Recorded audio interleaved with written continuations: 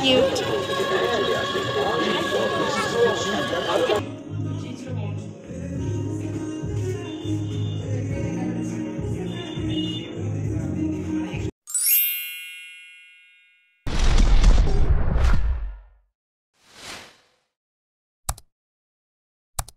নমস্কার বন্ধুরা, মাহিজ lifestyle blog YouTube চ্যানেলে আরও একটা নতুন ব্লগে তোমাদের সকলকে স্বাগত জানাই।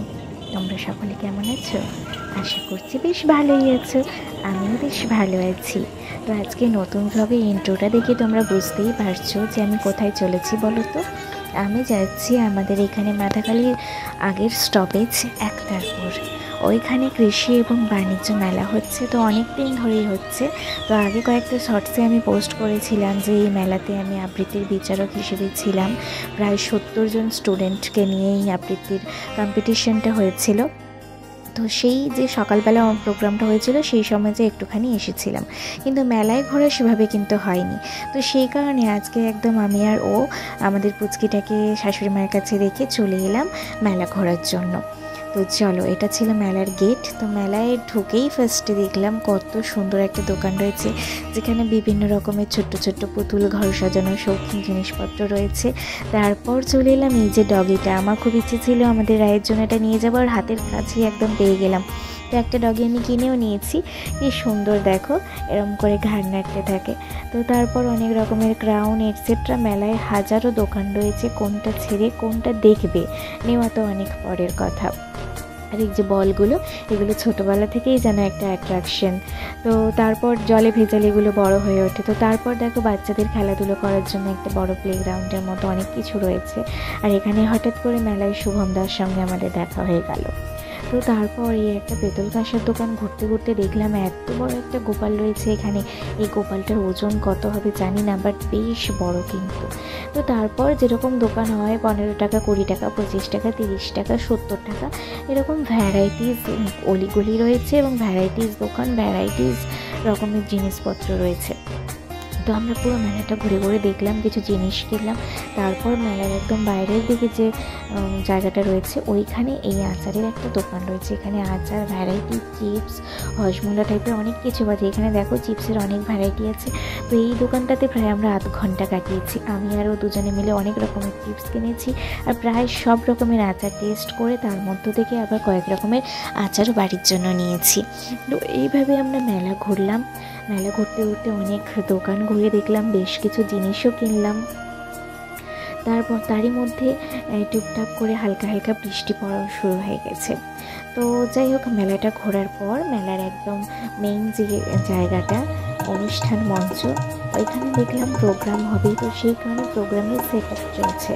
তো কোনো একটা মিউজিক প্রোগ্রাম রয়েছে মেবি, তো সেই কারণে মিউজিকের সব সেট আপগুলো ঠিকঠাক করে দেখে নেওয়া হচ্ছে। তো আর স্টেজের লাইটিংটাও এখনও সেভাবে চালু হয়নি, মোটামুটি রকমভাবে একটা জেনারেল লাইট চলছে। তো যাই হোক, মেলাটা আমরা ঘুরে কিছু খেলাম না, মেলাতে ঘুরে ঘুরে দেখে চলে এলাম 23 পিৎজা হাটে। তো এখানে ফার্স্ট টাইম এলাম, এটা আমাদের এরিয়াতে যদিও বা অনেক দিন আগেই হয়েছে। তো এসে দেখলাম একদম ক্রিসমাস স্পেশাল ইভের জন্য পুরো রেস্টুরেন্টটাকে সাজানো হয়েছে। তো দারুণ একটা পরিবেশ ছোট্টখাট্টো জায়গার মধ্যে। তো রেস্টুরেন্টে গিয়েই প্রথম যেটা কাজ, যে কী মেনু হবে যেটা ও সিলেক্ট করছিল।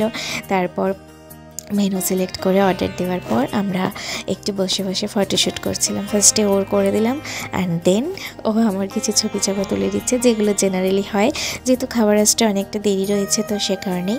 আর তারপর তোমাদেরকে চলো এই সিম্পলের ওপর ছোট্ট যে ডেকোরেশন ওদের ওখানে করা রয়েছে, আমার তো বেশ ভালোই লেগেছে, তোমাদের সঙ্গে ডেকোরেশনটা একটু শেয়ার করে দিই।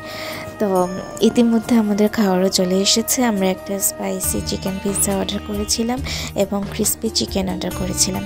তো পিৎজাটা চলে এসছে এবং ইতিমধ্যে ক্রিস্পি চিকেনটাও চলে এসছে। তো চলো খাওয়া যাক, খেতে খেতে তোমাদের সঙ্গে গল্প করা যাক। এখানে একটা মিসআন্ডারস্ট্যান্ডিং হয়ে গেছে, আমরা কিন্তু বারবিকিউ অর্ডার করেছিলাম, ভুলে ওরা ক্রিস্পি চিকেনটা বানিয়ে নিয়ে চলে এসেছে। তো যাই হোক, আর ফেরাইনি, ওটাই নিয়ে নিয়েছি, কারণ আমাদের হাতে টাইম খুব কম ছিল, ওটা বানিয়ে আনতে আরও কিছুটা টাইম লেগে যাবে, তো সে কারণেই। তো চলো ঝপঝপ করে খেয়ে নেওয়া যাক। মেলা ঘুরে মেলার কোনো খাবার কিন্তু খেলাম না, বিকজ সেই সব খাবার দাবার না খাওয়াই ভালো, স্বাস্থ্যের পক্ষে ক্ষতিকর। তো যাই হোক, অনেক দিন বাইরের ফুডও ফুডও খাই না, জাঙ্ক ফুড আর রেস্টুরেন্টে গিয়ে এভাবে দুজনে অনেক দিনই সময় কাটাই না বলতে পারো। তো আজকে সেই স্পেশাল টাইমটা আমরা কাটালাম, যেটা আমাদের দুজনেরই খুব ভালো লাগছে। তো চলো আমাদের সঙ্গে তোমরা এবার রেস্টুরেন্টটা একটু ঘুরে দেখে নাও। তো তোমরাও চলে আসতে পারো, লোকেশনটা মাদাখালীতে রয়েছে। একদম বন্ধুদের সঙ্গে গল্প আড্ডা দেওয়ার জন্য, কিছুটা সময় কাটানোর জন্য পারফেক্ট একটা জায়গা হলো এই 23 বং পিৎজা, যেটা আমাদের মাদাখালীতেই হয়েছে। এর একটা ব্রাঞ্চ অবশ্য ভগবানপুরেও রয়েছে। তা যাই হোক, আমার সঙ্গে তোমরা পুরো রেস্টুরেন্টটা ঘুরে দেখলে। তারপর চলে এলাম আমাদের ফেভারিট যে দোকানটা সৌম্যদীপ রেস্টুরেন্টে। ওখান থেকে আমরা এগ রোল নেব, বাড়িতে বাবা মা রয়েছে তাদের জন্য, তো সে কারণে এগ রোলটা প্যাকিং হচ্ছে আমাদের।